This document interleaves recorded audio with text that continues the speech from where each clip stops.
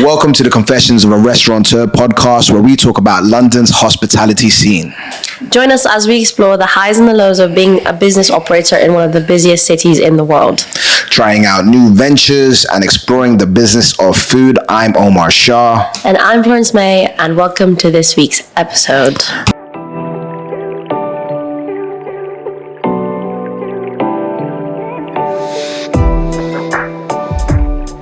Welcome.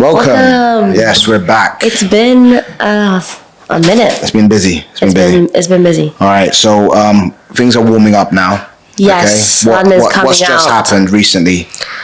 What's happened recently? We launched Bintang and its new refurb. That's old news now. That is, but what's happened recently, though? No, that's not that. Operations. We've been stuck on operations, trying to streamline a few pieces of technology and apps to make things a lot more easier to manage and new software, control new systems. Kind of standards, new systems. So we've been heavily kind of invested in that recently. Plugged in, right? Yes. Getting stuck in. This week's episode, all right, is about Panadera. Yes. So, as part of our portfolio, around what year was it made? 2020. 2020. Just. Well, no, 2019. During the COVID lockdown. Like literally in the thick of it. Yeah, in the thick of it, we opened up a brand called Panadera, which is a Filipino bakery. It started off as a Filipino bakery, and this is where May and I kind of disagree in what it is and what. But we'll get. No, we agree to disagree. Okay, so but Panadera is our Filipino bakery and also coffee shop. But mostly Sandos. All right, we sell. Are we gonna argue right now? Okay, so Sandos. I think we are. Yeah, no, we're not. No, wait. Let's talk about what Panadera is first. Yeah. Okay, so Panadera started in the middle of lockdown, and let's talk a little bit about why we decided to build a brand during lockdown, particularly Panadera. Okay, so particularly Panadera. Yeah. Panadera is split into our front side and the brand and the shop front and the actual what people know Panadera is today. But also a big part of what operations are in Panadera is that it's the head bakery for the group. I mean, like. Yeah. So you're asking how it started? Yes. Let's start from that. Okay. So it actually starts from Mama Sons. Okay, and our requirements and needs to bake pandesal for our offerings. We never thought we were ever going to open up a bakery, but there was a baking necessity to develop products to facilitate the bilog. Yeah, I think this is right after what bilog is? Yeah, well, bilog is our signature product in Mama Sons, which is a pandesal ice cream sandwich, which we make in-house from scratch, fresh, every day. Yeah. And I think the reason why So just to elaborate on that, it's a very delicious ice cream sandwich, and it's got the ice cream inside, and the bread is sliced in the middle. Let's insert like a video picture, and it's right toasted, here. So it's like a hot ice cream sandwich. It is mind-blowingly good, phenomenal. If you haven't tried it, try it. Okay, go on. That's the bilog. And the reason why we ventured into baking everything ourselves and making everything fresh is initially when we first opened Mama Sons, we had a tiny bakery underneath Kentish Town. I think we were producing about maybe 30-40 bilogs a day, and then we rapidly got really busy, had to kind of ask around. We sold out a lot. We sold out every day. I mean, 30, we still sometimes sell out today. 30 wasn't a lot to make, but for us with no baking experience whatsoever, it was 30 was a lot to me because we had no mixers, we had no machines, everything was literally handmade. I had no idea about proofing. But I learned. We all done this from a little, one of those little 3-liter KitchenAid mixers, all right, pushing out this product. But then, obviously the recipes come from your mom, and she showed you how to make it. Because I've been learning how to make pandesal since I was 8. So why'd you mess up in the beginning? She tasted it. It's like, what the hell is this? Because you were in the kitchen telling me I was doing it wrong, and I was like, I'm gonna need to call my mom. She was 8, but your mom had to interject. Listen, side note, sidetrack. The first time we made bilogs, Omar probably messed up 60 bilogs because he was like, oh, add more, and then when we officially I'm talking about efficiencies to add more add more flour, and then it was so rock solid and dry that I was gonna cry because we had no billets to sell the next day. I'm admitting I'm not a baker. Or yes, admit it right now. In any way.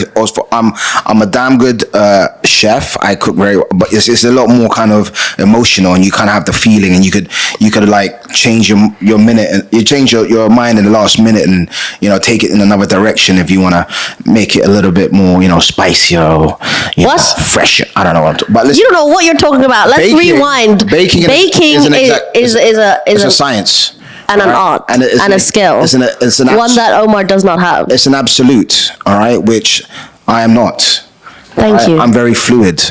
Omar's an amazing chef, and I'm all right. Okay. I tried to give you credit there just before you come at me for not being nice to you. Ain't too shabby, you like to say. But baking was just not your forte back then. No, it still isn't. Yeah. Listen, I love eating the baked goods. Yeah. And I could give you my feedback and tell you if it's shit or not, and if you need to improve it. But apart from that, no, I wouldn't know how to improve it. So you can imagine when I make a product and I ask Omar to taste it, and he's like, this is shit, but I don't know how to tell you to make it good. Listen, I have a spectrum. I have a full spectrum of if it's shit or not. It's not just shit. I'll tell you. I'll give you good feedback. Anyway. No, you do. It's helpful. But anyway, back to it.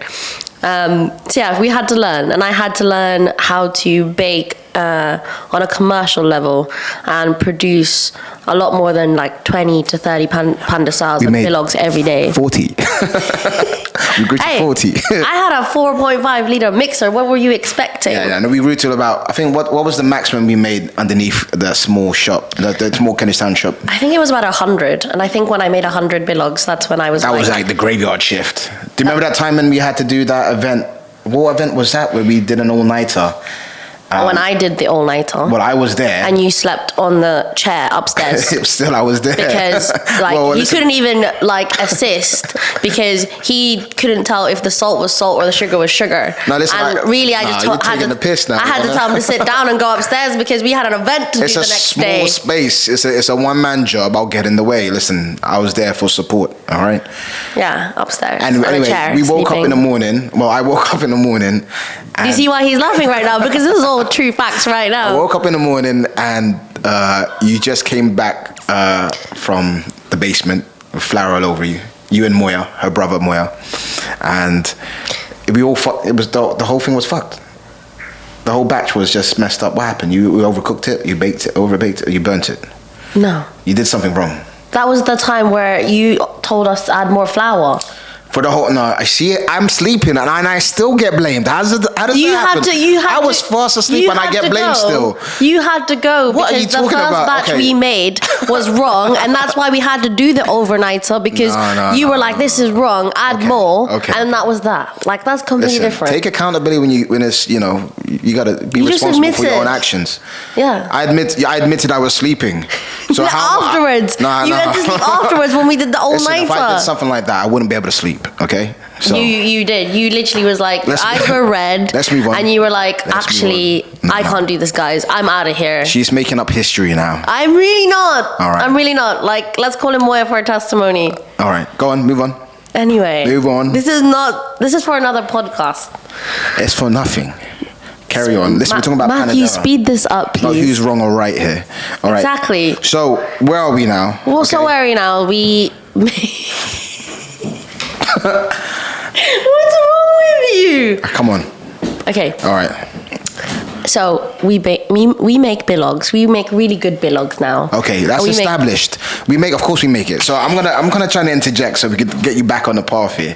All right. So after Mama Son's, all right, Kentish Town, we got the opportunity to open up Mama Son's Chinatown, and we were like, all right, super excited. And there's another podcast around that and how that happened, but super excited. And we got into that. I mean, the bilog. The bilog situation arose because we thought, damn, we did our numbers. We counted how many people were going to be coming in and what percentage of those orders are going to be from bilog sales and how much production would we need.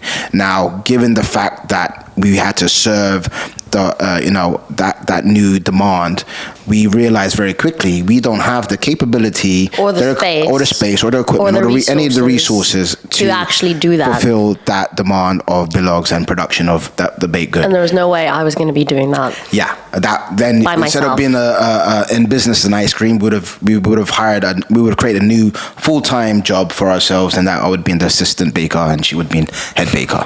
All right, so we decided to start out looking for and outsource the baking aspect of the Panadera bilog. Yeah, and it was a difficult one because anybody that does outsourcing will know that you need a specific amount of units to qualify for a bespoke product. So I started calling up like the best production bakeries in London, asking and calling them, I have this recipe. Do you mind telling me what the cost would be for you to make this for us? These are the units I would be needing. And a lot of the times they'd come back with two things. It would be, number one, we didn't qualify for their minimum order, which was a lot, which was like thousands in a week. And I was like, we don't need thousands a week. Maybe we need 1,000 a week. But also as well, it was also you give up that recipe to them to be able to sell to other businesses that might want to use that bread because it needs to make sense for them. Yeah, for them to sell it at a price that we would be able to afford and pass on in a final product to us at the bilog. Yeah, they needed to obviously take advantage of economies of scales, and that demand that we needed to get it from them at that point wasn't enough. And at the time, like our Panadera recipe is a very standard recipe. I just think we have perfected it in the way that we like it with our product and how we serve it. But in that moment of time, I really thought, oh no, I can't give out our recipe, or I don't want to give this out. I'm going to gatekeep this for as long as I can. But it's almost, but the Panadera dough 5.0 or 10.0. It's completely different from what we used to make. Yeah, absolutely. But that's obviously come through us kind of doing it ourselves. Yeah, I think it's a blessing in disguise what happened, and like you said, but we did find somebody. All right. Yeah, in between all this, so like big production London bakeries were out of the picture, and these were non-Filipino bakeries, mind you. So the recipe was very similar to your brioche, and a lot of times they try to sell us our brioche, but we stuck to our guns and made sure that we tried it. These ratios and these ingredients, and or as that's what good. Makes it that's what makes it a Panadera. And then in between all this, I think we started looking for a bit more micro bakeries and other people, and we found a few things in between before that kind of worked temporarily, and we managed to find someone that helped us out. A Filipino bakery. Which was really nice. A Filipino bakery. And we thought, yay, like we found the person that's going to make our bilogs. No more stress. We don't need to do this anymore. Easy peasy. It was a weight off our chest. It was a good few months. Yeah, and we opened up Chinatown with that supply coming in. The product was great, and so happy. And we were very happy, and it gave us the ability to, obviously production is a part of our day to day, but not as involving or completely it just completely takes over you, where now we can run our business instead of working. And also like that time working on our business instead of in our business. And we worked. And during that time, that also like helped us focus on like expanding our product range and maybe looking at our drinks and our ice cream flavors and all our specials that we were doing at the time. So that was really good. That was really good. That was a lesson learned for us, and if there's anything that you could probably outsource and get somebody else to do and pay somebody else to do, then do it. Because there's so many other jobs within your business that you can't pay other people to do. That's true. And that's innovation, that's strategy, that's, organizational development. And, as you go along, you start identifying, I could get someone to do that. I get someone. And then you start offering delegating and it makes you a better probably business owner, I think, because of that. And that's the key thing. For sure. Yeah. But we did that, and we did that for a few months, and we were so happy. Then overnight, these mofos, sent us a message saying, "I'm sorry." Do the Filipino accent now. I'm not doing it. You already started. I'm sorry. No, I'm not even going to do it, mate. You have to finish it now. No, I'm just gonna be cancelled if I stop it. You're Filipino. How can you be cancelled? Listen. No. Anyway. Right, yeah. They said no. They said no. They couldn't do it anymore. And at first. And they couldn't do it anymore. And they stopped. And it was so abrupt. And it was just literally the night before. Yeah, and there was no discussion, no conversation. I thought, wow, we're actually giving you guys great business and whatever it was, and crazy. I think we even calculated so much orders and business, how much sales they would make from us compared to just other people operating their day to day. Yeah, and the scope for what we were doing. I thought, why on earth would you stop other than it was a big fuck you. I mean, and I didn't understand why. There was no conversation. It just stopped.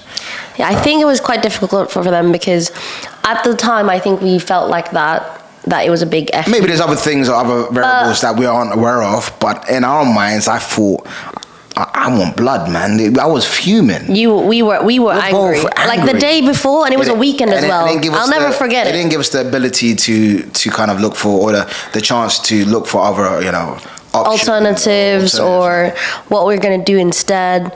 And I think going back to why they did that, I can't really make a reason for the short notice, but I think why they did that was they were already a Filipino bakery, and people knew of them, and they supplied small businesses, but that was still their clients and their customers. And the reason she told me, which at the time I didn't really understand as well. Don't divulge too much. They're still in operation. Yeah, no. The reason they told us is because you know what, you guys are too busy for us. You need to reach out to a bigger Is that bakery. what they said? No, that's what they said. That's what they said. Yeah. And I just said, what?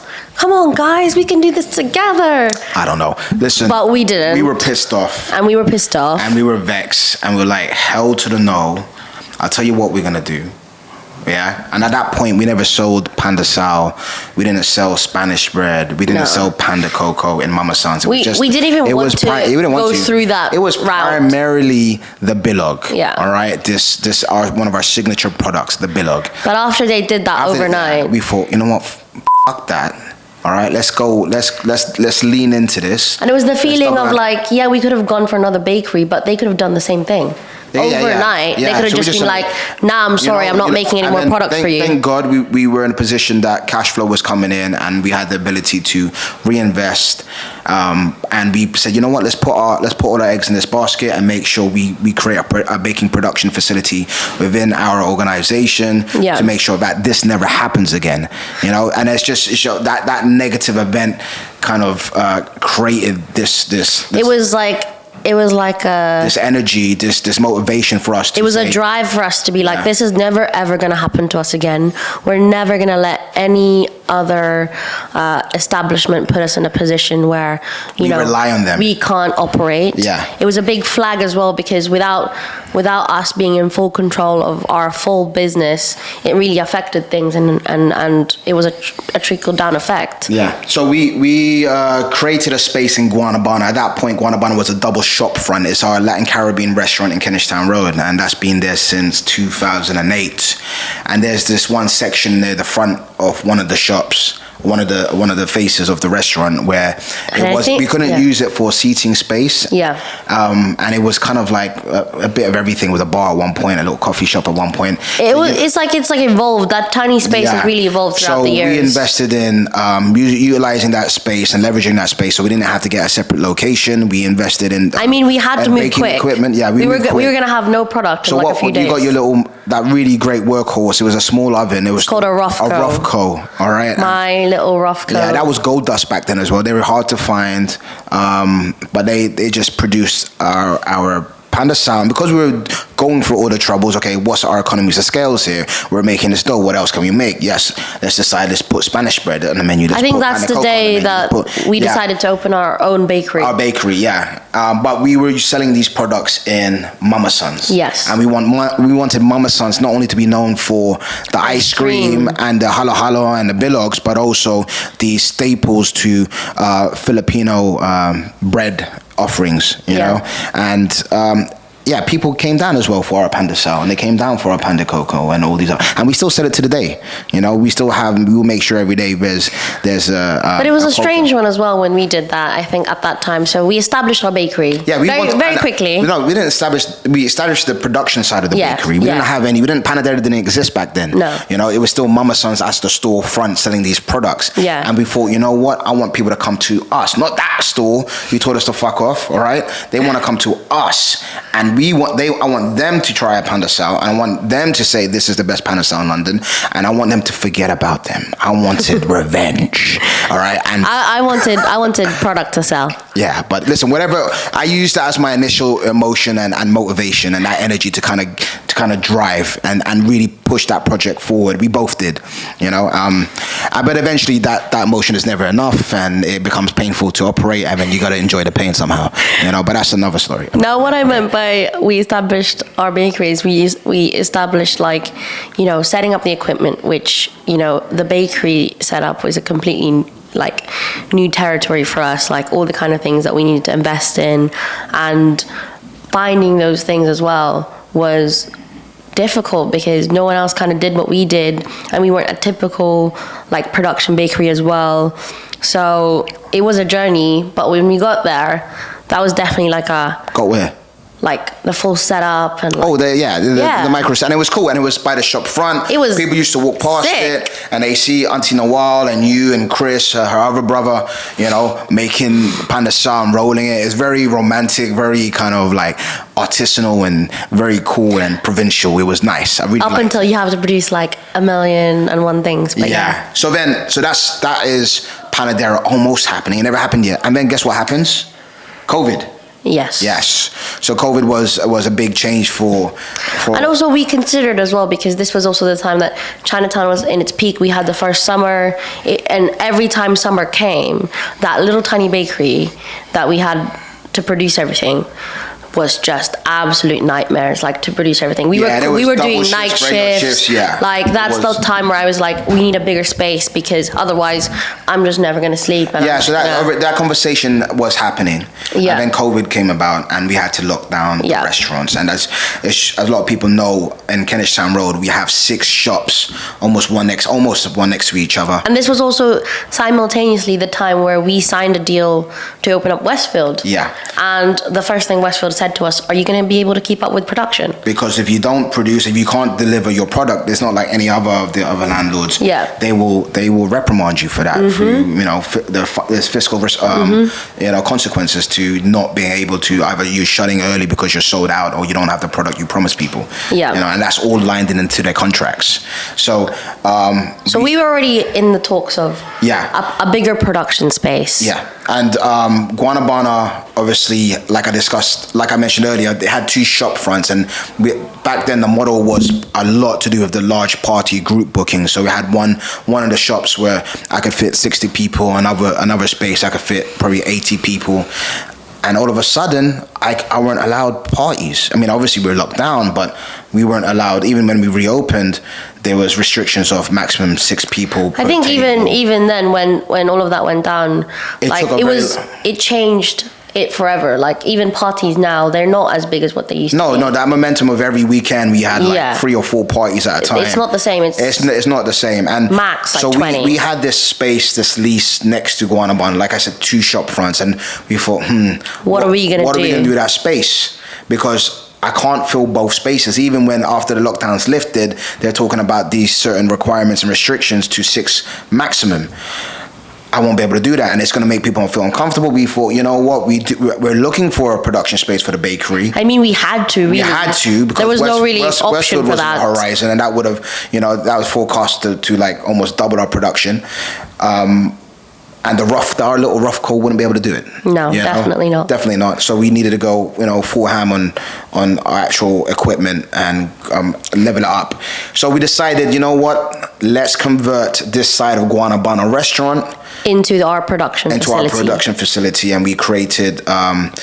And then we just started procuring all the equipment during the lockdown. And in the beginning, it wasn't meant to be a new brand. It wasn't meant to be a new business or anything like that. It was solely just to meet the requirements of all the things that we needed to do that we've already secured before lockdown. And even before that, we had equipment bought already. We couldn't return them. They were made to order pieces that would have just went to waste. And I think that's when you were like, yeah, fuck it, like we're going to make this into the new production space. So we kind of ripped up the floor. We did all of it. Floor gutterings in and the electrics. Yeah. We had to build a few spaces or coals for the new 3-deck oven. But at the same time as well, apart from the production side, and we did a lot of work to that backspace of Guanabana.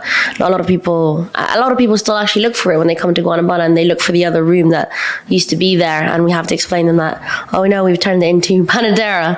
So I think the Guanabana customers definitely miss that a lot, but also they're happy as well that it's there.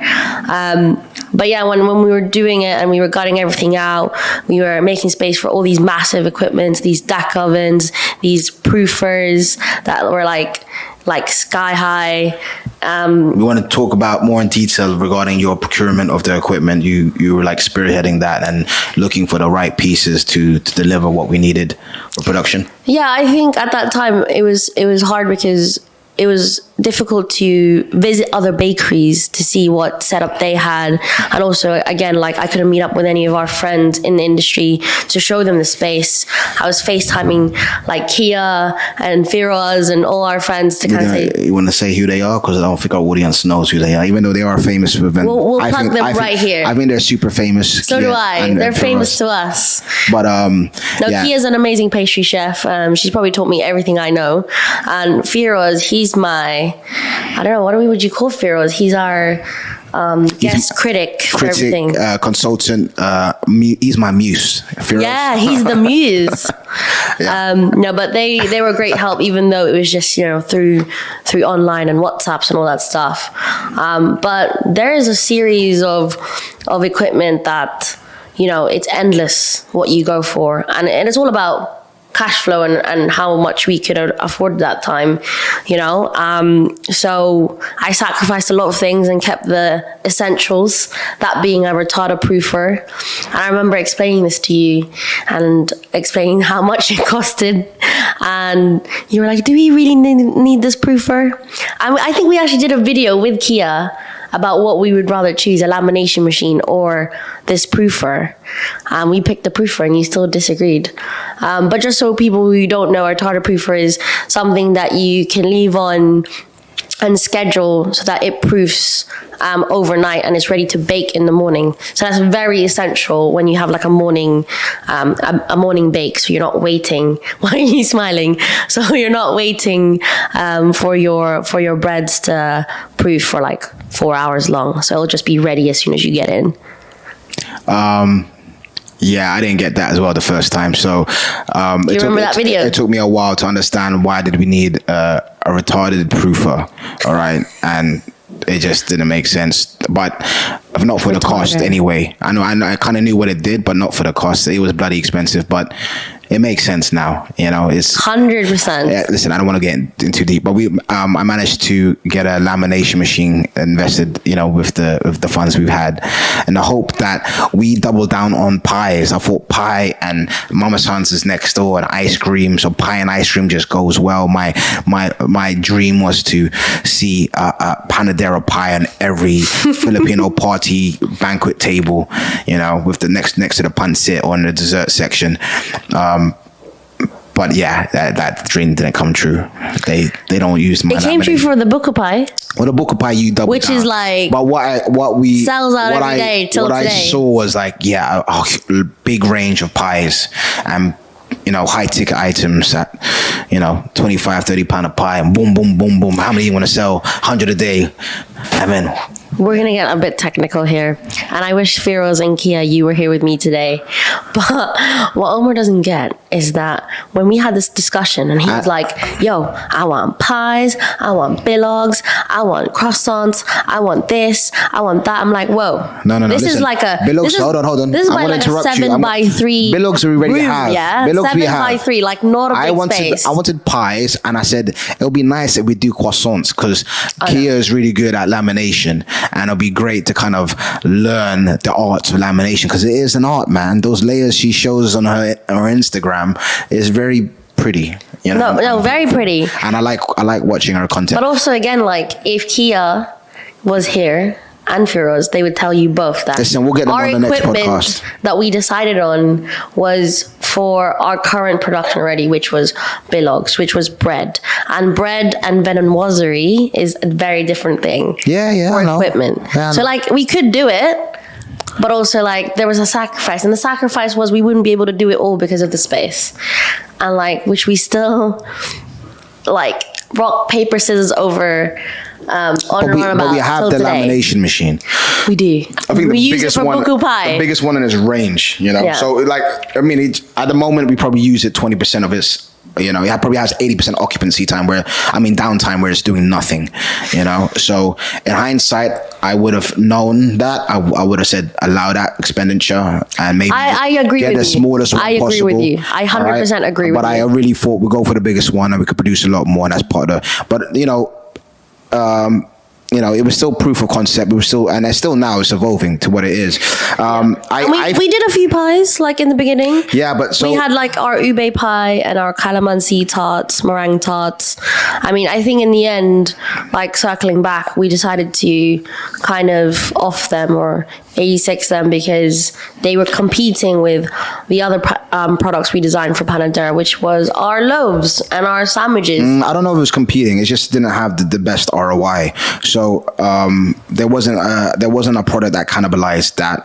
It's just for the effort you put in, and you gotta, the time it took. Obviously, majority of the production time for the bakers, like you said, was facilitating Mama Son's needs. And that's what I think I meant by that. Like, it wasn't so much as they cannibalized. It was more of what were we gonna make? Were we gonna make bilogs from Mama Son's or these new pies for Panadera? And at that time, it was bilogs over anything, like all Mama Son products over anything. And that's when I think, we started looking at our range and we wanted to focus on something that we could leverage and do that we had existing, which wasn't so difficult for like any of our bakers or for myself, because, I was baking in there for like the first year.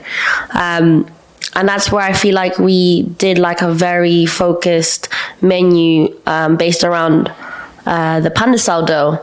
And we created the loaf, which is the thing we probably use in every product in Panadera now. Side note of that, as well as producing for Mama Son's, we also produce for all the other Maginhawa sites.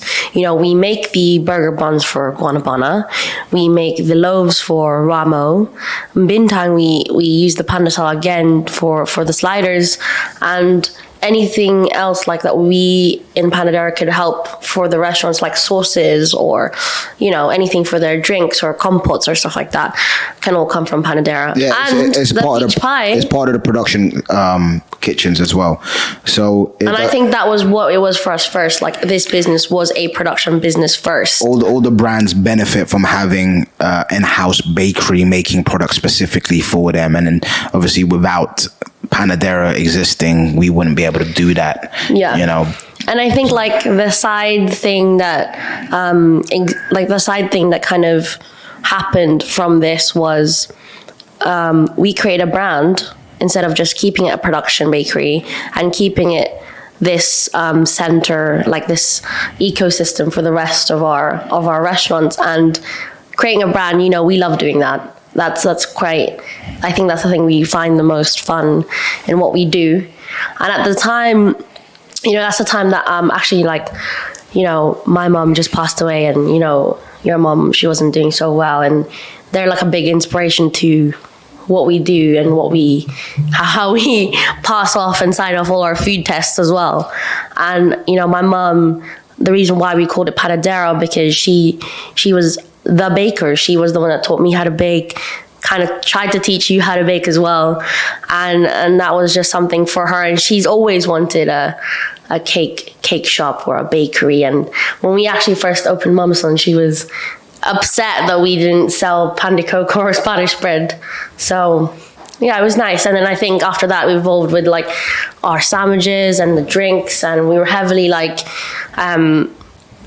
looking at how could we also do a coffee program in here for our local community that was different and you couldn't find in any other coffee shops, which was, you know, ube milk, you know, Milo milk. I think growing up, like, apart from coffee, which weirdly enough I did like to drink when I was younger, those 3-in-1 sachets or the instant coffees, that's definitely an integral part when you eat pan de sal in the morning, was Milo milk, you know?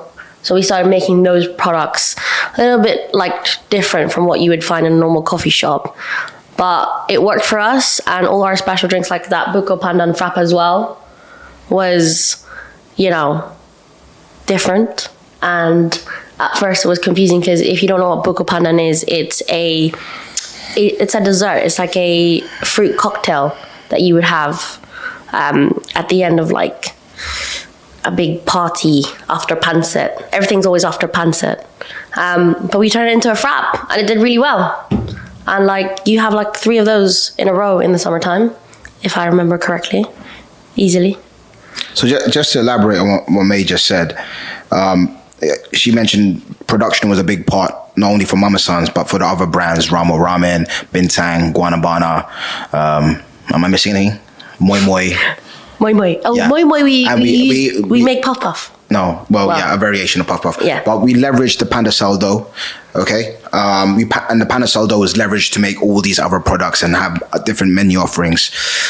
So as you can imagine, the production side, the justification of having this bakery, let alone justifies its existence completely. And just to elaborate on your point, we needed to create a brand that justified the storefront. Forget the production side and the cost involved with that.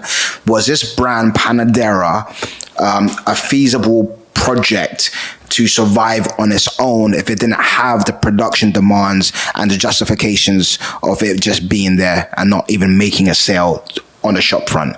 And that's where we thought, okay, let's develop this menu. No, it wasn't strong at all. Like when we first started talking about it. Yeah, so that's where we thought at this point we need to develop this menu to create maybe a scalable brand here, and that's always at the forefront of what we do. We're not just going to do something for Bants, even though a lot of times it feels like it's just Bants. You know, we need to ensure that there is a revenue stream that would grow. There are operations and systems in place that we could replicate and put somewhere else. And the menu, what did we weren't going to make that kind of revenue with the offerings we had. And that's why we looked at other offerings and leveraging the dough and the little time we did have after the production of everything else was leveraging the pan de sal dough. And that's why we delved into making a variation of a choco pan, but using pan de sal dough and using exactly the square tins. And from that pan de sal loaf, which is the new product, we created sandos, sandwiches inspired by sandos. Yeah. All right. And French toast specials. And it was a very versatile product for Panadera, which it was very new for us as well, because sandwiches is not anything we've done in any of our other brands or any of the other restaurants. And I think, you know, when we were creating those menus and those ideas, initially, we were like imagining just selling the loaves by itself. And then I thought, you know what, I was a bit like, what's the word? Not skeptical. Apprehensive. I was a bit skeptical because we were going to launch. Like, no, Omar, ain't going to work. I'm like, yeah. No, wait, it wasn't because it was that. But at the time, like when we were talking about Panadera, the brand, this was like the rise of like sourdough and like, you know, people queuing up around the block like it's like a brown bread, vegan bread, gluten-free bread. That's when everyone was queuing in the bakery for over. Yeah, this was like to get a loaf of sourdough. Yeah, a loaf of sourdough, like the most alternative breads that you couldn't find. Yeah, and when no one was waving the flag for the soft white sweet bread. No one cared about that. Us Asians have grown up with. No one cared about like white loaves or anything like that. So when we were like, oh, let's do an old concept, white loaf, Filipino, Japanese, shokupan, I was like, oh man. But it's pan de sal. But it's pan de sal. Pan de sal. With a shokupan technique, like how it looks and how it's made. And we made a few like moderations to our recipe to kind of give it that like soft pull look, whereas our pan de sal is very traditional with the breadcrumbs and stuff like that. But we found a way. It took me a minute, but we got there. Yeah, anything that usually is against the grain is quite risque, but also allows us to create a unique narrative that kind of stands out, with all the noise going on. Everyone doing almost the same thing. Nothing against that, man. I love sourdough, bit of olive oil and some good salty butter. That's my shit right there. But no one was doing that. And okay, there's an opportunity to do something different, and that's where we doubled down. We leaned into the sandwiches, the French toast, and we did have that like similar when we opened, people came in and said, do you have anything gluten free? Do you have any sourdough? Do you have any this? And we're like, no. Do you have any croissants? And I'm like, soon, man. It was never gonna happen. Hey, listen. Never. That's for another podcast. But you know what? And as well, like you said, growing up, like white bread. They lied to me. White bread was a big part of Asian culture. And it was nice that we could design something like our corned beef sando, for example, which is probably our most well-known product in Panadera. Started from, okay, now we have this white loaf. What are we going to make with it? We can't make like a chicken mayo. Like that would have been really like poor. So we were like, what would we eat this with? We eat it with like corned beef or longanisa or all these other things that you would have for breakfast. And I think, we like to expand on those normal traditional things and customize it and make it to what we prefer. And I always preferred corned beef when it was rich and moreish. And so we decided to turn it into croquette, and all the things that you would eat corned beef with in the morning in Philippines, we put that in a sandwich. And honestly, I didn't think it would work. I remember making these croquettes thinking no one's gonna like this, but we went through the process, salt brining that beef, which we did together, which was lots of fun. Yeah, people think when we say corned beef, it's salt beef, really. Yeah, the words are used interchangeably, but we brined our own salt beef, short corned beef, and we made the croquette using that. And it was really nice, man. It was delicious. Yeah. And if you haven't tried it, please come down and guys, give it a go. It was so good. We won sandwich of the year. Sandwich of the year, and we had a few accolades, during opening. Everyone talking about the sandwiches, and it pushed where Panadera is today. A majority of our revenue and sales come from that. From that, we created meal deals. Lots of different things. We reflected now. You had to take that pivot and say, okay, we're not a bakery. Yeah, I may be telling me, we are. Could be. We are still a bakery. We are a bakery. We make all this stuff in our bakery. You can see the bakers in the back working hard and baking fresh bread. You know what it is? We're not a patisserie, and something that's been difficult for me to accept is that we in my head when we first did it, we're a sandwich joint, guys. in my head when we first did it, we were going to be a patisserie that sold French desserts and lovely tarts. She's going to be wearing a big white hat. All right. And I did. I'm not going to lie. I really did think I was going to. It came to the point where I had to drag out the bakery and say, listen, do you want to bake or do you want to be a businesswoman?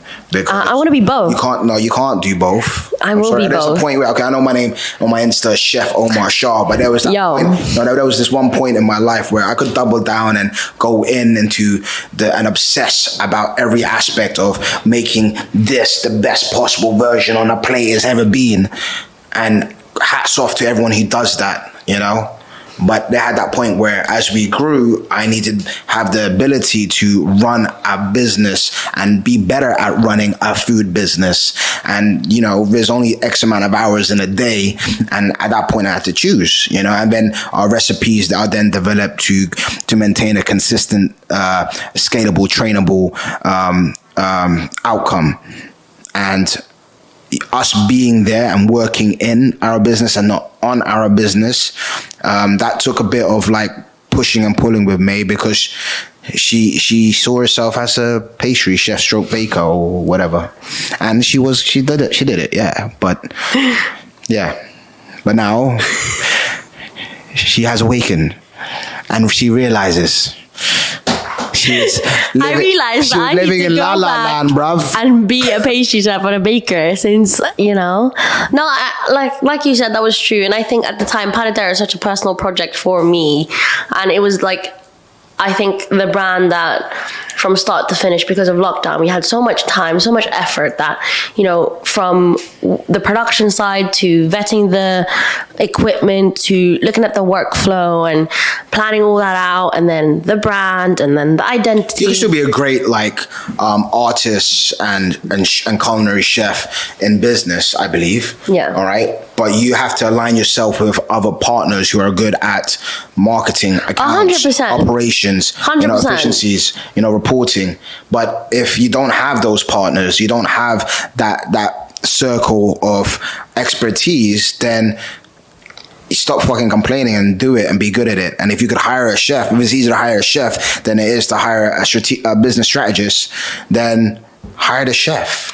I think I think again, I probably in Panadera, the first year of Panadera, I would probably strongly disagree with you. But now, today, I've been there, done that. With Guanabana, when I first opened Guanabana, I was a chef for the first year, and then I realized after a while that shit was going down in front of the house, and I needed to be up there myself and check, and I had to eject and train people in the kitchen and eject and go front of the house. From there, I needed to realize I needed to do more marketing, and then I had to eject from the floor, hire somebody to be a good manager, train them as much as I can, and eject from the floor, and then work on marketing. See all of that? That's basically what I did in the first year. And it was hard for me, I know as hard it was for you to give away to another chef afterwards. That's kind of how it felt for me, because there wasn't really anybody at the time. Yeah, because when the customers give compliments and she's in the front and not in the back baking, she'd be like, "Oh, thank you." What? They're my recipes, actually. What? No, that's not what it's about at all. No, I felt that. Listen, when I was managing the floor and I just got out the kitchen, I trained my team up. People say how amazing the food. Compliments to the chef, and I had to realize. You love that, didn't you? I'm not the chef no more. I ain't the chef no more. Yes, I may have trained them, and and that's just I'm the exec chef, but I'm not there cooking. This guy, my team, who I should be proud of. Cooked a great meal, and these guys love it, and they're gonna come back because of them. Yeah, and that's where we're at right now. I just think, Guanabana, you've had 15 years for that, whereas Panadera is 2 years. So for me, I understand. I'm trying to teach you from my experiences. I know that, but for this side, I wish I had me in my life. 2 years in. Yeah, I think you did have a you in your life, quite a different one. No, I didn't. But I didn't have a me. Listen up. No, there was another version of you back then. We'll not talk about that. But okay. No, what I'm just trying to say is that I think that balance of, like you said, being the chef or being the business owner, which one are you going to be? And at the end of it, like you said, I'm both. I'm both. I'm kidding. No, we're more business focused now, and we have a great team of Panadera who understand me and work with me really well. The people we are today, all right, aren't the same people from a year ago, 2 years ago, 3 years ago. We can't be, all right, because things have changed and evolved so much. And God willing, the people we are today aren't going to be. It's not going to be the same people. Aren't going to be the same people that in 5 years' time, Yeah. From 9 units to maybe, God willing, 50 units. I think and we have to evolve. We have to evolve as our business evolves. We need a new set of skill sets. We need a new range of skill sets as our business grows. You know what it is for me? Now, if I wanted to make a new product now and I had to learn from scratch, I wouldn't be the same person last year that would be like, actually, Omar, I'm going to take a month out every day, wake up at 6 a.m., practice these recipes until I get it right. And then when it's done, then we're going to put it on the menu. I know now I can't afford to do that. I don't have time to do that anymore. And we have businesses that rely on us to get up every day and make it difficult. I do it. I do it when he's asleep and he doesn't know about it. Random Sundays when she's got this recipe in her head, she'll take the whole day out or the whole day Monday or whatever and decide to stay in the bakery and produce a product and make something. And it'll be delicious. It'll be great. It'll be amazing. But guess what? She's the only one who can make it. And guess what? When she goes back to running the business, no one else is making it. And that's something, you get it out your system and then it'll take a few more time for you to realize, okay, I can't keep on doing that. You just don't want me to be in the bakery working. I don't want you in the kitchen, man. I want to be in the kitchen though. In this kitchen at least.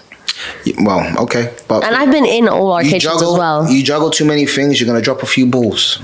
I'm just saying. But listen, this is part of that. Listen, I'm guilty of that as well. You know, delegation has been a big one of my biggest challenges as we grew, and you know, of trusting the right people to execute without me on their ass. You know, so. Yeah, it's just part of it, you know, and it's going to happen more and more. I think we have a good balance now. Like, I think building a team, that's something that's been a really fun experience as well for Panadera. And the team there, I have to say, they are some of the best people I've worked with, especially when it comes to a dish creation or a recipe testing or anything like that. It is very collaborative, which I enjoy. I find that sometimes a lot of chefs that we've had in the past maybe don't want to do it because it's their recipe and they don't want to share, and you know, if they're not going to be there to kind of, you know, receive the accolade of I'm part of this or this is my recipe, they kind of don't want to be there. So we're lucky and fortunate enough to have a team that's, you know, they're on it, man. Like when we send a recipe or we want to do a new dish, they're so supportive, and that's why I am happy where we're at now, even though I wish I could be with them every day. There's still some teething issues, you know, you have, but that's part of running a business. This is the people business as well. So do you want to expand on any of those points? No, I think we finished that. So based on what we said, okay, now Panadera is open and we have the sandwiches running and the drinks going. You mentioned some cool Asian inspired drinks, matcha, frappes, pandan, buko pandan.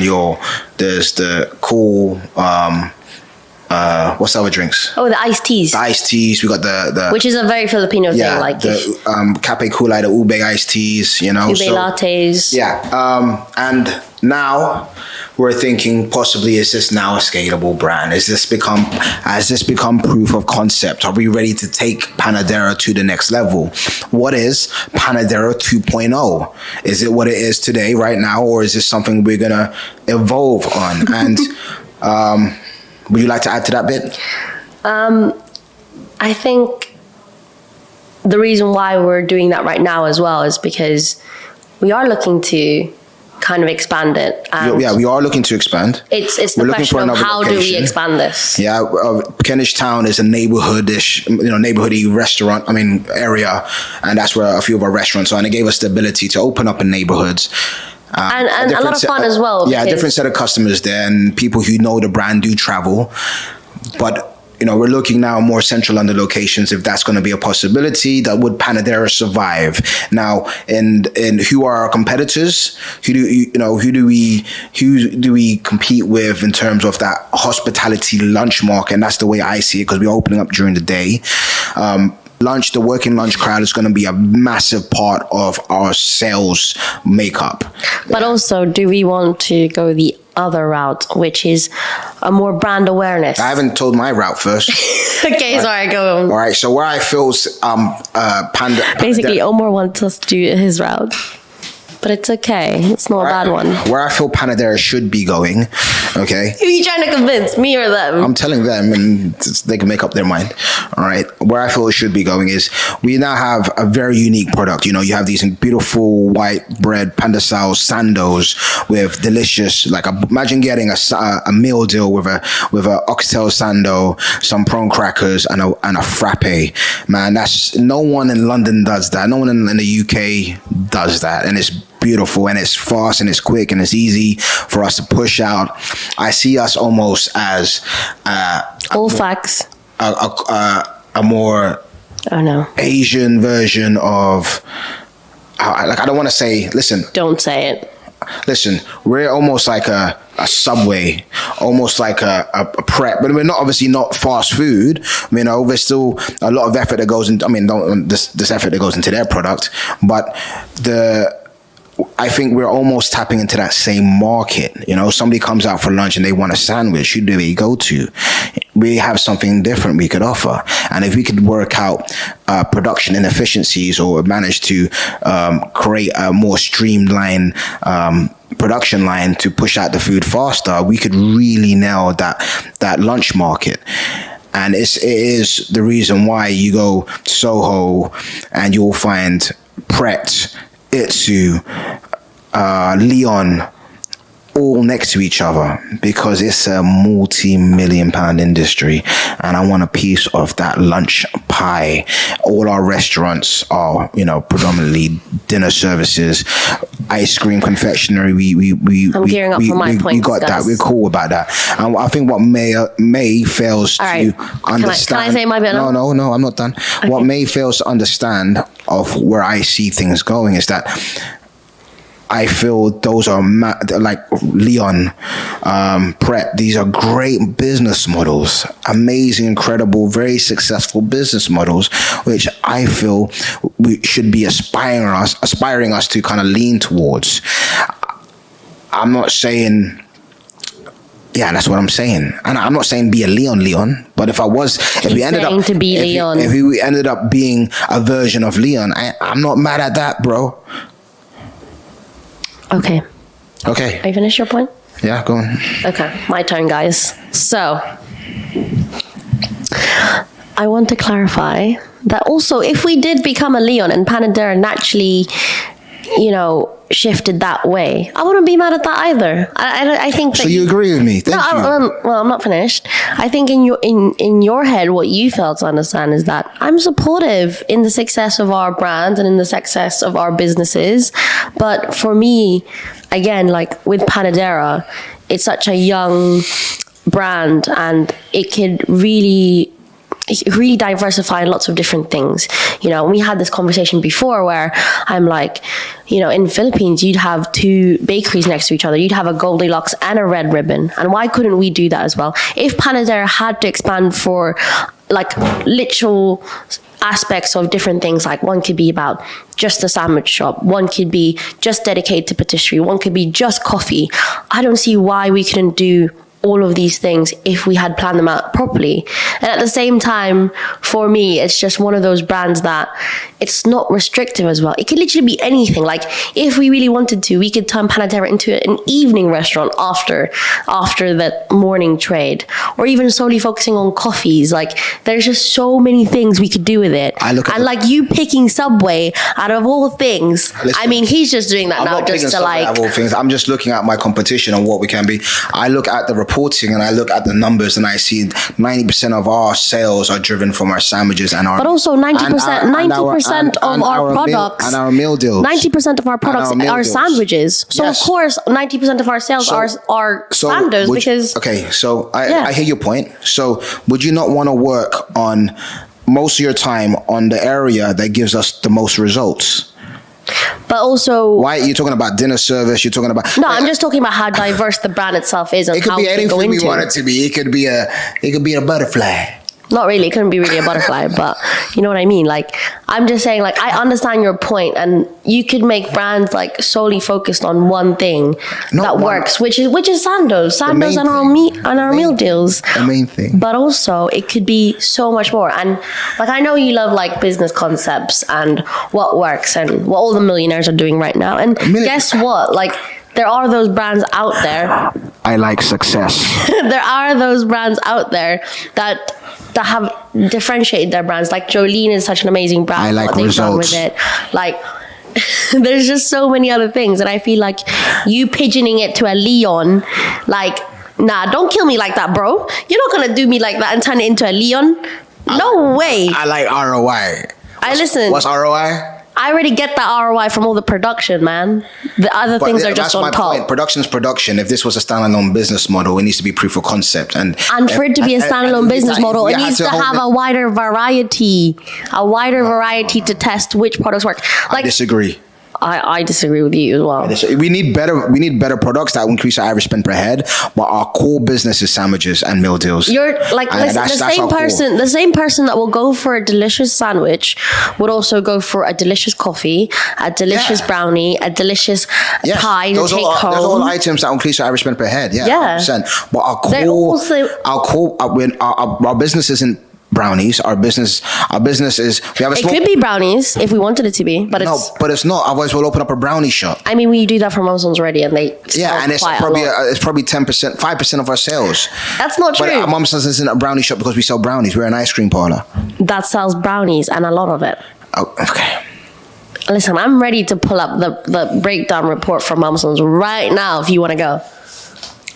Anyway, so yeah, Panadera 2.0. We don't know. All right, something's going to happen soon. I do know. And we're in the middle of making sure this proof of concept actually executes and pays the bills and pays for all Mae's nice shoes and trainers. My nice shoes and trainers. I think he's deflecting, guys, because I don't know if you know us personally. We all know he's the shopaholic here. Okay, listen, it's going to get nasty. All right? Listen, leave my Panadera alone, bro. Leave it alone. No, listen. It's very clear to me. It's very clear to me. No, it seems very confusing. No, it's very like open-ended. It could be anything. Right, comment below, please. Let us know who's confused. Okay? So guys, when you see our next Panadera, we're gonna come to a compromise. Our number 2. You'll just it'll be all Mae's efforts and all. No, it won't just be my efforts. All credit to her. It will be our efforts. Listen, we'll come up with a solution that will work. But my concept. We'll make it work. Okay, no matter what. Okay, it has to work because we got the bills to pay. We got the bills to pay. You got to make it fucking work. You got the numbers need to make sense. Okay. But that said, anything else you want to add? It's a multi-diverse brand that will be doing lots of different things, and it will not be a Subway. Listen. Guys, thank you for listening and stay tuned for Panadera 2.0.